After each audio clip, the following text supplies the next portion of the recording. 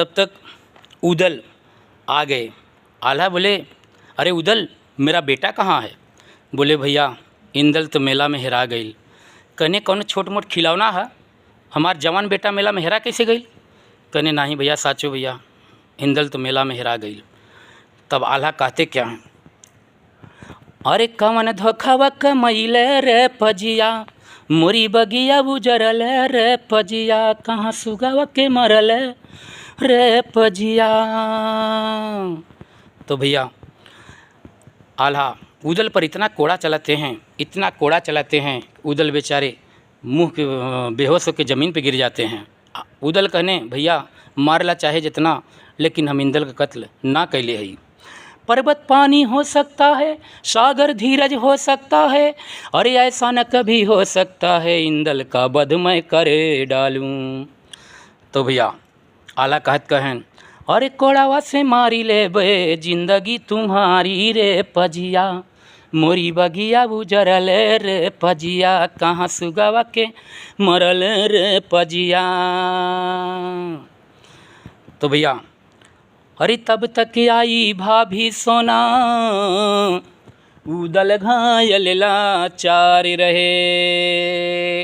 अरे बोली, सोना गईला पगल आई हमरे सजाना, पैबा कहवा लक्ष्मण सा भाई हमारे सजाना।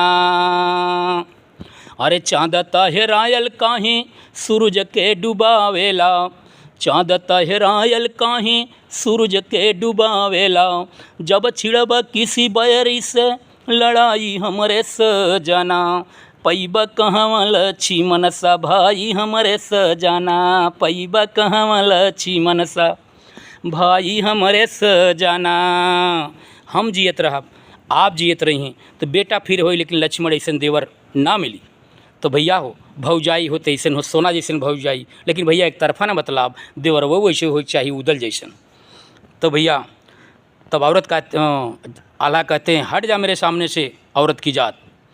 आला करते क्या हैं, अरे तब तक आल्हा जल्लाद को बुलाए, हो कि हाली हाली ना, हो कि हाली हाली ना, ले जाऊँ दल के शरीरिया, हो कि हाली हाली ना, ले जाऊँ दल के शरीरिया, बनवा में मारी लावा कले जानिकारी, हो कि हाली हाली ना, हो कि हाली हाली ना, ले जाऊँ दल के शरीरिया, हो कि हाली हाली ना, कुछ सिखावैले गुजरिया, हो कि हाली हाली ना, कुछ सिखावैले गुजरिया, हो कि हाली हाली ना।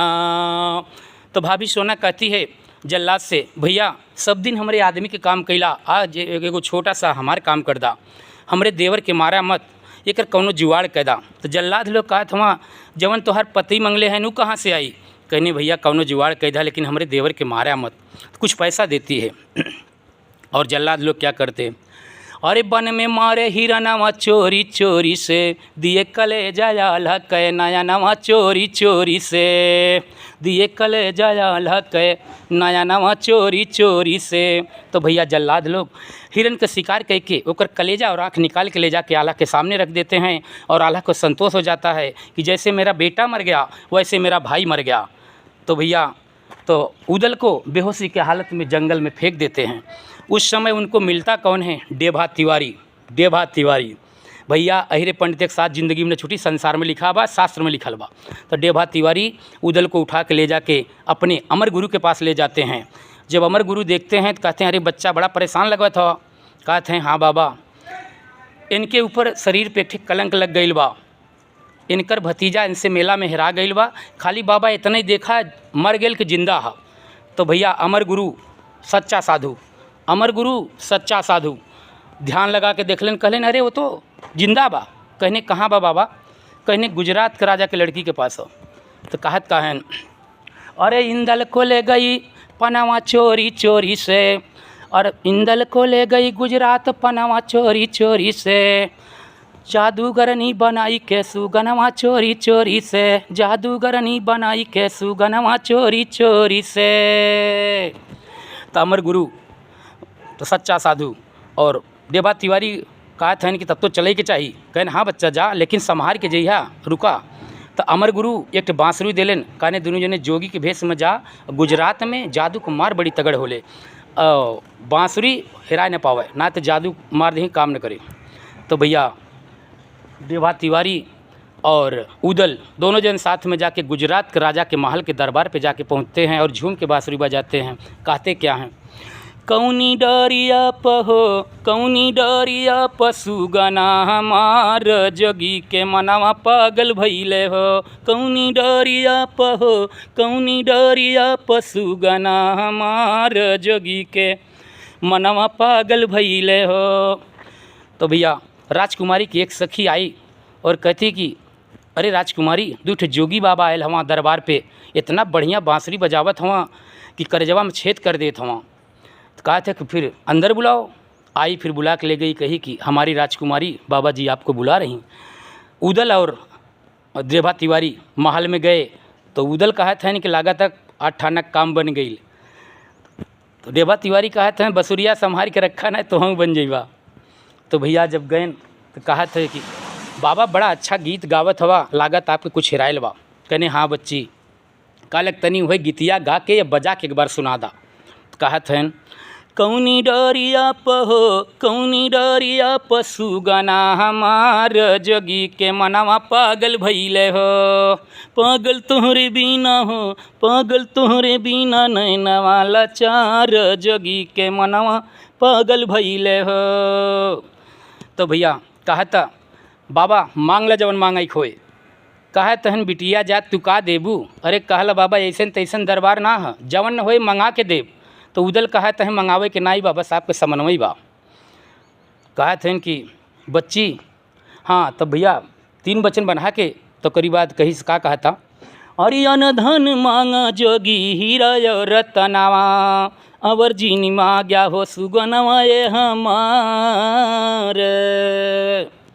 तो भैया उदल कहत हैं बच्ची ही सुग्गवा तोहार बड़ा नीक लागत है, यही हमके दे दा।